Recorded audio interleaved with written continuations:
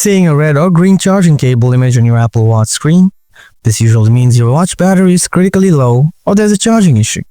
But don't worry, in this video I'll show you how to fix an Apple Watch that shows a red or green charging cable image. So without wasting any time, let's get started. Solution 1. Check connections. Plug your Apple Watch into its charging cable and a power source. If the battery is completely depleted, it might take a few minutes for the charging indicator to appear. Let it charge for at least 30 minutes. Make sure you are using the original Apple magnetic charging cable or USB-C magnetic fast charging cable that came with your watch. Make sure the back of your Apple Watch and the magnetic charger is clean. If possible, try using a different Apple Watch charging cable and a different USB power adapter. Solution 2. Force restart Apple Watch. Press and hold both the side button and the digital crown simultaneously for at least 10 to 15 seconds until the Apple logo appears.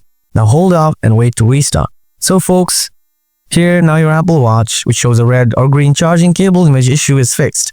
Don't forget to hit the like button. If you have anything to ask, let me know in the comment section below. Thanks for watching. Bye-bye.